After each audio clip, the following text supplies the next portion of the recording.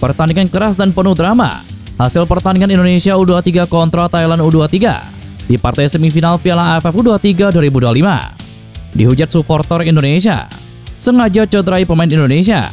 Semifinal Piala AFF U23 antara Indonesia kontra Thailand U23 memakan korban. Reaksi tidak percaya Madampang sampai ngomong begini usai laga Indonesia kontra Thailand U23. Serta beberapa berita timnas Indonesia hari ini, selengkapnya hanya di Kick-Off Football. Pertandingan panas penuh drama dan juga sangat keras yang dilakukan pemain timnas Thailand menjadi sorotan pada laga semifinal Piala AFF U23 kontra Indonesia baru saja usai. Dalam laga yang berjalan di Stadion Utama Gelora Bung Karno tersebut, kedua negara tampil all out demi meraih tiket lolos ke final Piala AFF U23 2025 menyusul timnas Vietnam. Di bawah komando Gerard Vandenberg, arsitek asal Belanda tersebut kembali menurunkan 11 pemain utamanya untuk menghadapi anak asuh dari Tawat Choi Damrong. Dalam laga krusial ini, Gerard Vandenberg menurunkan 11 pemain terbaik pilihannya dengan Jens Revan kembali turun sebagai ujung tombak tim sejak menit pertama laga. Sementara timnas Thailand datang dengan hasil yang boleh dibilang kurang memuaskan, usai hanya berhasil bermain imbang 0-0 kontra Myanmar di laga pamungkas grup C. Jalannya pertandingan babak pertama, bermain di kandang sendiri, skuad Garuda tampil lebih dominan di babak pertama laga. Lagi-lagi, yang paling merepotkan lawan skuad Garuda adalah lemparan jarak jauh Robby Darwish. Berkali-kali lini belakang Thailand U23 harus dibuat kerja ekstra keras dalam menghalau long throw-in timnas Indonesia. Doni Tri Pamungkas hampir bisa membuka keunggulan skuad Garuda Muda pada menit ke-6, seandainya sepakan datarnya bisa mengarah tepat ke gawang lawan. Pada menit ke-11, Pantami hampir bisa membuka skor lewat sepakan volinya. Beruntung bola masih melenceng di sisi kiri gawang Garuda Muda. Menit ke-17 sempat terjadi insiden cukup horor bagi Robby Darwish yang mengalami benturan kepala dengan pemain timnas Thailand yakni Seksan. Pertandingan sempat terhenti beberapa menit hingga akhirnya Robby Darwish bisa kembali melanjutkan pertandingan. Kembali, pemain timnas Thailand bermain sangat keras pada laga ini, seolah sengaja mencederai pemain timnas Indonesia. Kali ini, giliran Muhammad Ardiansyah mengalami benturan serius dengan pemain Thailand yakni Pantami. Saat Ardiansyah mencoba mengamankan bola di area penalti, Pantami terlihat sengaja melangkahkan kakinya ke wajah kiper timnas Indonesia. Ardiansyah merasakan kesakitan luar biasa sebelum akhirnya diberikan penanganan oleh tim medis. Dan beruntungnya, sang kiper masih dapat melanjutkan pertandingan. Menit ke-23 kembali lagi, permainan keras diperagakan pemain Thailand U23. Kini pemain nomor 15 dengan sengaja melakukan sepakan keras ke arah kaki Raihan Hanan. Beruntung, Raihan Hanan masih bisa melanjutkan pertandingan. Pada menit ke-28, skuad Garuda Muda mendapatkan satu peluang emasnya lewat tandukan membelakangi gawang Jens Revan. Namun sayang, bola membentur tiang gawang. Skuad Garuda kembali menguasai jalannya pertandingan.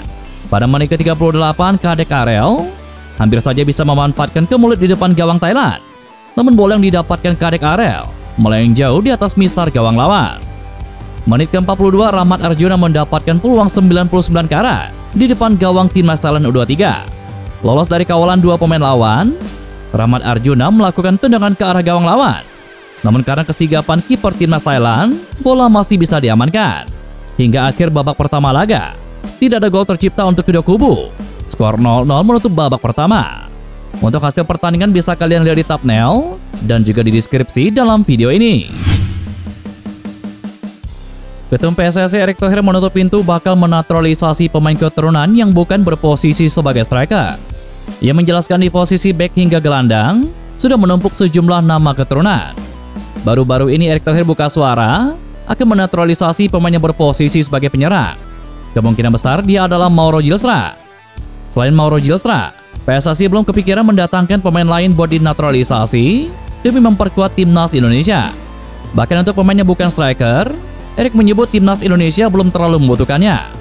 Posisi seperti kiper, bek, dan pemain tengah sudah ada sejumlah pemain dari inti hingga pelapis yang cukup baik. Lantas kapan pemain keturunan yang dimaksud Erick Thohir selesai hingga bakal diambil sumpahnya? Erick mengaku masih belum tahu karena prosesnya baru akan dimulai. Erick berharap prosesnya bisa segera rampung. Erick menyebut proses naturalisasi pemain tersebut akan segera dimulai. Erick akan membuat laporan kepada Presiden Prabowo Subianto terlebih dahulu untuk kemudian mulai diproses. Pemain keturunan itu memang menjadi harapan besar untuk memperkuat timnas Indonesia saat berjuang di babak keempat kualifikasi Piala Dunia 2026. Skuad Garuda dijadwalkan menantang Arab Saudi dan juga timnas Irak di grup B pada tanggal 8 sampai 14 Oktober 2025. Sebelum itu, ada kalender FIFA Matchday pada bulan September mendatang. Tim asuhan Patrick Kluivert dijadwalkan menghadapi Lebanon dan juga timnas Kuwait. Belum lama ini timnas Indonesia U23 menghadapi laga klasik melawan rival abadinya, Malaysia U23, di Piala AFF U23 2025. Di laga tersebut, Garuda Muda harus puas berbagi poin dengan rivalnya itu, usai bermain imbang 0-0 di Stadion SUGBK Jakarta pada Senin 21 Juli kemarin. Hasil imbang ini tidak lepas dari kegagalan para penggawa timnas U23 dalam menuntaskan peluang yang didapatkan sepanjang laga. Selain itu, penampilan apik para pemain Malaysia U23 juga patut diberikan apresiasi karena mampu mengimbangi dan juga menahan gempuran Jens Raven dan kawan-kawan. Terlepas dari hasil imbang tersebut, pecinta sepak bola tanah air dibuat gagal fokus dengan salah satu pemain Malaysia U23 bernama Ahmad Asyar Hadi. Bek Malaysia U23 itu menjadi sorotan pecinta sepak bola tanah air karena dianggap memalsukan umurnya di ajang Piala AFF U23 2025. Anggapan ini hadir karena pemain yang akrab disapa Asyar Hadi itu memiliki wajah dianggap lebih tua ketimbang rekan-rekannya dan juga pemain timnas U23.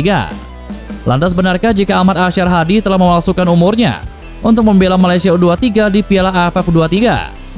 Jika melihat profilnya di laman Transfermarkt, Ahmad Asyar Hadi ternyata berusia di bawah 23 tahun dan eligible untuk bermain di ajang ini.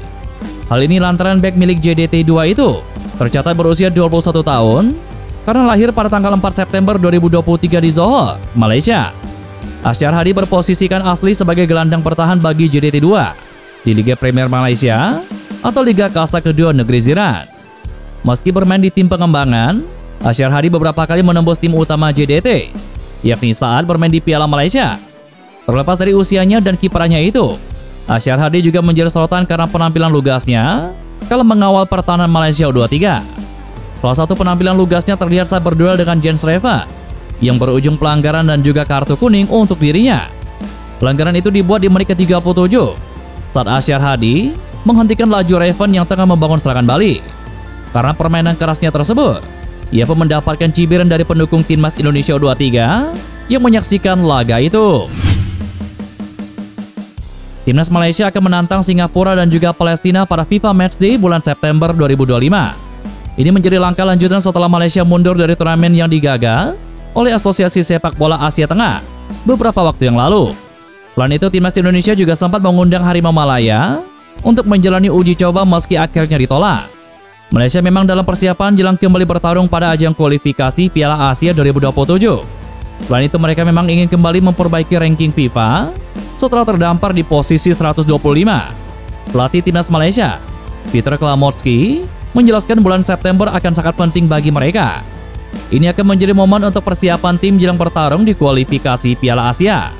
Skuad Harimau Malaya butuh lawan tanding untuk melihat sejauh mana mereka bisa berkembang. Singapura dipilih sebagai opsi yang cukup rasional saat ini.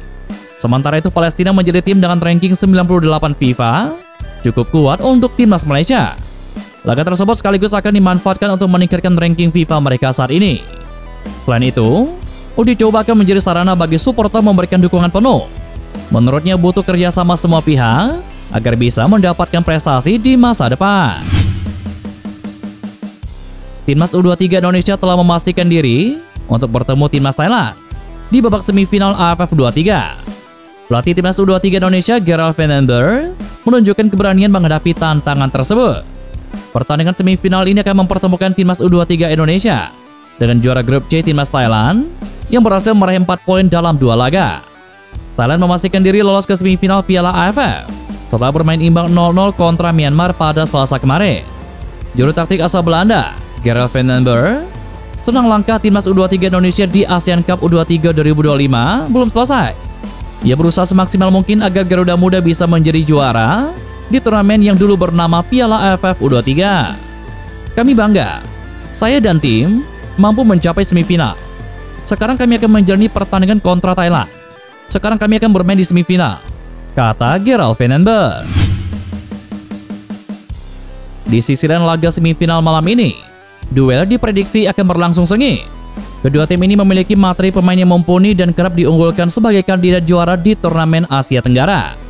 Pelatih timnas Thailand U23 Tawa Chai Damrong mengaku antusias akan menghadapi tim tuan rumah dalam perebutan tiket ke final. Bertanding melawan timnas Indonesia merupakan suatu hal yang bagus. Saya sudah bicara dengan pemain kami dan akan bermain kontra Indonesia karena akan ada banyak fans yang datang untuk menonton. Kami sudah sangat siap melawan Indonesia di semifinal. Kami tahu saat ini mereka adalah salah satu tim terbaik di ASEAN. Fakta kami bertemu tim yang bagus adalah bukti. Jika kami ingin kembali menjadi nomor 1 di ASEAN, kami harus melawan tim bagus seperti ini.